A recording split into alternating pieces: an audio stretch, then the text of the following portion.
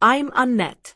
Last week, at my younger sister Luna's rehearsal dinner, my mother stood up in front of 80 guests and declared that I wasn't her real daughter. With a cold smile, she announced that she and my father were paying for Luna's wedding using their own savings, completely ignoring the fact that I'd been the one secretly supporting them for the past decade. As she spoke, the room fell silent, and all eyes turned to me. I could feel the pity in their gazes, the whispers spreading like wildfire, and the weight of public humiliation pressing down on me. But I didn't break. I smiled back because I had evidence of what I'd done, evidence that would soon shatter their carefully crafted lies. Let me take you back 10 years. I was fresh out of college, armed with a degree in finance and a junior position at a small firm. My family seemed picture perfect on the outside. My father, Victor, was a well-respected lawyer, and my mother, Isabella, was a socialite who dedicated herself to maintaining our family's high society image. Luna, my 18-year-old sister, was the apple of their eye. She was beautiful, charming, and had just been accepted into an Ivy League university. When I graduated, my parents threw me a small gathering at home. My mother said, "You're not one for big parties, Annette." I never argued. I always believed that I was the responsible, self-sufficient older sister, and Luna needed more attention. A few weeks later, I overheard my parents in the study. They were planning to buy Luna a luxury car for her to use at college. What would people think if she took the bus? My mother said. I thought about my long commute on crowded trains, but I kept my mouth shut. That night, my father called me. His voice was shaky, a far cry from his usual confident tone. "Annette, I lost my job last month due to a firm restructuring. Our savings are almost gone because of some bad investments. We're 3 months behind on the mortgage, and if we miss another payment, we'll lose the house. But don't tell your mother I called, and definitely don't tell Luna." I was shocked. Despite my meager salary after paying rent and student loans, I agreed to help. They needed $3,000 a month, and I said yes. "You're such a wonderful daughter," my mother whispered. "We'll never forget this." I set up an automatic transfer that week. I worked overtime, canceled my vacations, and lived frugally. With each promotion at work, my transfer to my parents increased. Meanwhile, Luna's life was a series of celebrations. She got a new car when she graduated, a designer wardrobe for her internship, and her birthday parties were the talk of the town. I, on the other hand, lived in a tiny apartment for years. I wore the same suit to every job interview until it was threadbare. For 10 years, I silently sacrificed, hoping that my parents would eventually see my worth. 2 years ago, I met Ryan.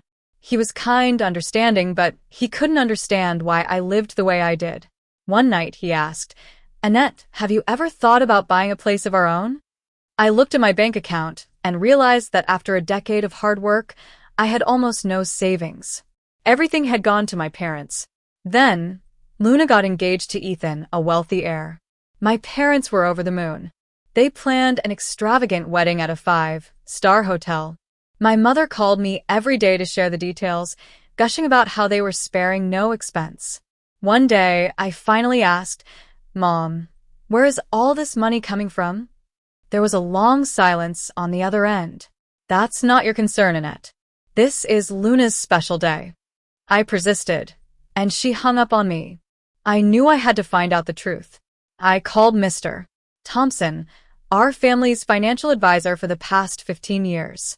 He was hesitant at first, but eventually told me that the current balance of my parents' retirement fund, around $350,000, was almost entirely from my contributions over the past 10 years.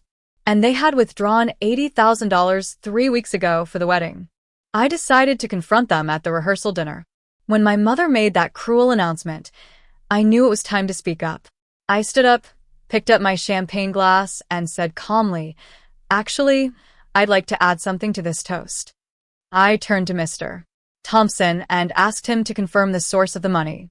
With a sigh, he said, "Over the past 10 years, Annette has transferred approximately $420,000 into her parents' retirement fund. The money for this wedding also comes from her contributions." The room erupted in gasps and whispers. My mother's face turned white, and my father tried to regain control, saying it was a family matter. But I wasn't going to back down. I looked at my parents and said, "Your real daughter is the one who worked long hours to keep your home. Your real daughter is the one who sacrificed her own future for your comfort. Your real daughter is the one who kept your secret for a decade." Then, I raised my glass and said, "I'm stopping payments." The silence in the room was deafening. My mother sobbed, and my father was furious. After the dinner, I left with Ryan. My phone started ringing off the hook the next day with calls and texts from my parents, ranging from apologies to accusations. Luna also called, crying, asking if her wedding was ruined. I told her that Brad still loved her, but things had to change.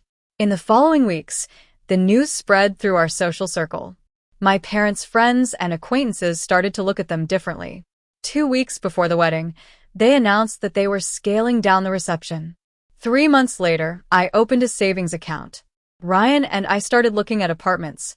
At work, I got a well-deserved promotion. I also started therapy to understand why I'd allowed myself to be treated this way for so long. Luna's wedding still happened, but it was a more modest affair. I attended for Luna. Before I left, my mother asked if I still loved them. I said, "Yes, but I love myself more now." 6 months later, Ryan and I moved into our first apartment. My relationship with my parents became distant, but not hostile. Luna and I grew closer as she began to understand the sacrifices I'd made. Looking back, I realized that people are often shaped by their own fears and insecurities. My father couldn't handle the shame of losing his job, and my mother was so obsessed with appearances that she couldn't admit the truth. But I've learned that I don't need their approval. I'm finally living for myself.